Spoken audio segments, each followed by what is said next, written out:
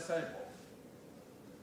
And I'll talk a little bit about that, about my deafness and my sometimes disability caused by my deafness. But I'm also very proud man, and I feel I've achieved a lot.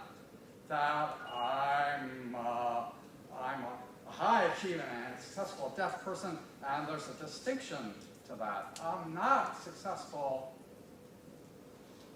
in spite of my deafness. I'm successful in large part because of my deafness. My defining character includes deafness. My defining character includes disability. And they make me who I am. And I'm proud of who I am. And that's really important because historically, that's not how people view deaf or disability issues. Historically, people look at disability as a handicapping condition, as frequently a medical condition. And historically, we established a goal to work to remedy, cure, eliminate disability. And that's not what I talk about. When I talk about disability, I talk about the advantages of disability and about the achievements of people with disability.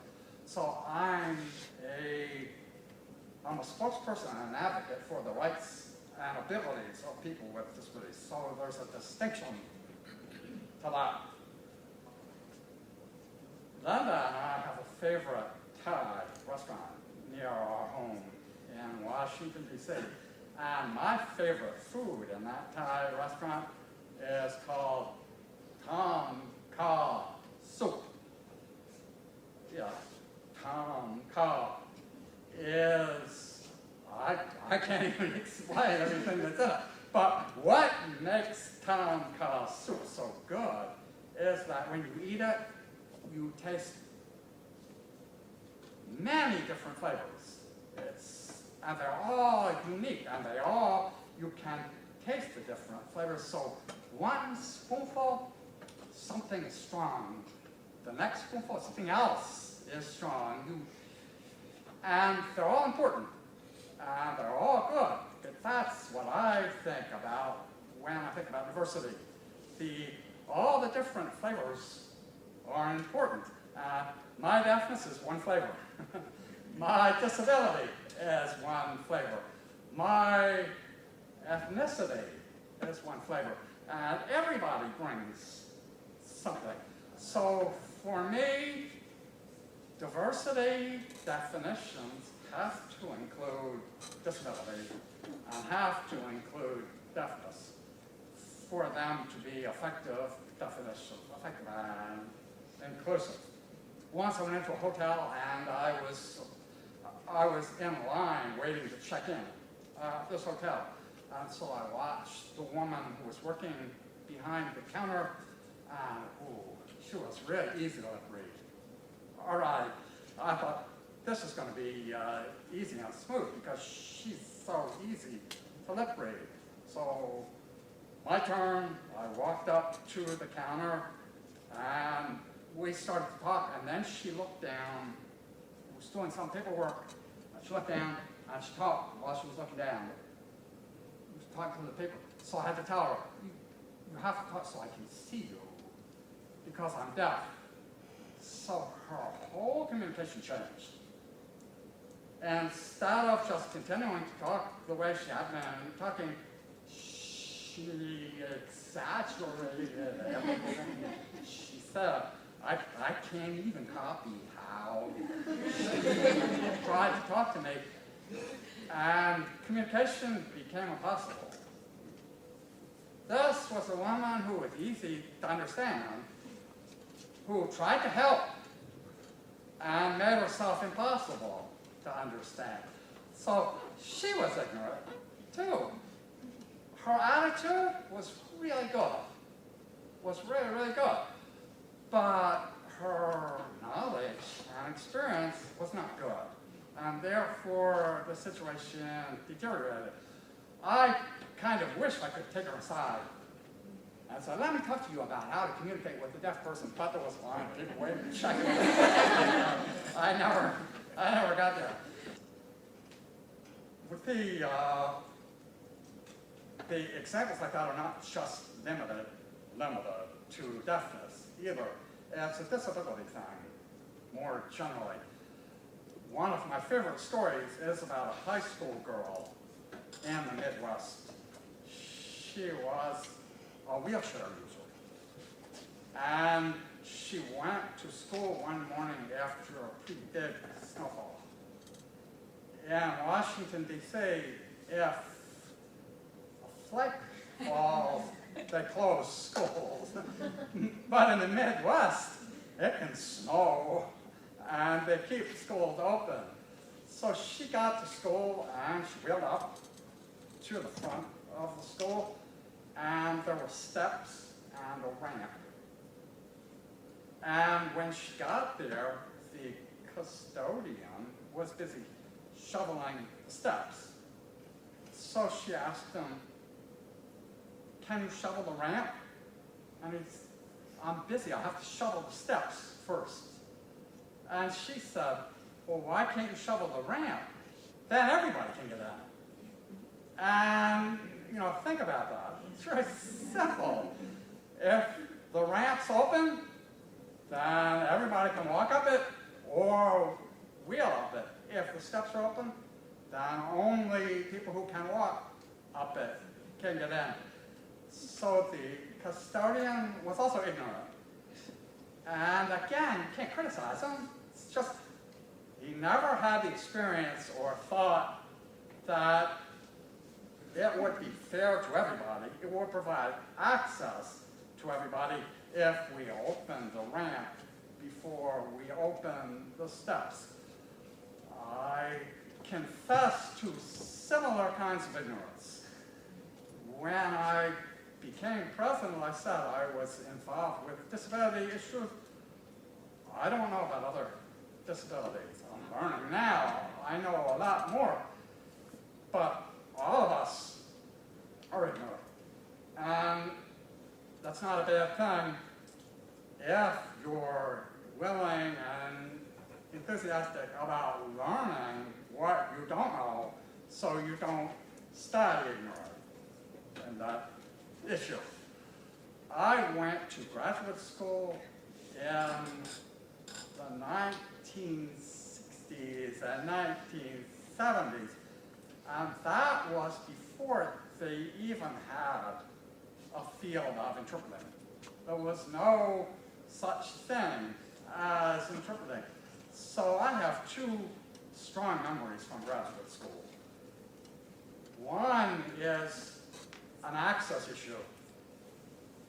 There was no accommodation for disabled or deaf students in graduate school in 1970. None. So for me to have equal access, I would ask students in my class to take notes. So I actually bought notebooks and carbon paper. And I would give students in the same class a notebook with carbon paper, and then they could take their own notes and give me the copy under the carbon paper. It really worked well. Some of my classes, 2 people did it. Some of my classes, 3 people did it. So I would go to class, and a lot of the lecture passed right by me. But when class was over, I had 3 sets of notes. So I would copy those notes, and I became known as the individual who had the best notes in the whole graduate program. And when it came time to study for exams, people would come study with me because I had the best notes. By the way, last month was my deaf birthday. I became deaf on April 23rd, 1965. So April 23rd, 2012 was my 47th deaf birthday. And I became deaf in the U.S. Navy. And if you're going to become deaf, becoming deaf in Washington, D.C. is a good thing. But becoming deaf in the U.S. Navy is not. Now it's probably different. But in 1965, the U.S. Navy doctors didn't know anything about deafness. Nothing at all. Navy doctors worked with Navy personnel.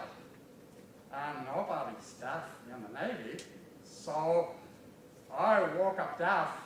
They didn't know what to do with me. They had two answers for me. One answer was, your deafness is temporary. It's from the accident. And when the swelling goes down and when your head injuries heal completely, your hearing will come out.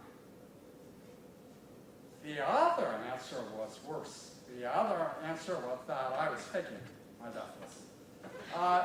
1965 was when Vietnam was just starting. And they thought the medical and military term is malingering. They thought I was malingering, so I wouldn't have to go to Vietnam. That I could pretend to be deaf and get out of the Navy, then I wouldn't have to go to Vietnam. Or the deafness is just temporary. Don't worry about it. Your hearing will come back. Well, neither of those things helped me adjust to deafness. Actually, in 1965, I wasn't a deaf person. I was a hearing person who couldn't hear. And then I found Gallaudet. And at Gallaudet, I learned to be deaf. I learned to become a deaf man. I learned that deafness isn't the end of the world and isn't necessarily a negative thing. Away from deaf culture, nobody else thought that. So within deaf culture, I was able to learn to become a deaf man. And that was really important to me. I could see the same thing in students at Gallaudet. Because the values are shared, the language is shared. When a student goes to Gallaudet, he doesn't have to be concerned about communication. He can be concerned about history, or chemistry, or calculus, or whatever the class subject matter is what he can focus on. And that's very good and positive thing. I feel almost like I'm preaching to the choir here, because you all believe many of the same things that I believe. But it's more important to me often when I have the opportunity to meet people who don't know anything about deafness, or meet people who don't know anything about disability, and explain to them and show them that people who are deaf can achieve high things, can become very successful in life. And I think that's a very good thing. And I'm very happy to have landed in a place where that's what I can do full time. So I'm happy to be here at Bloomsburg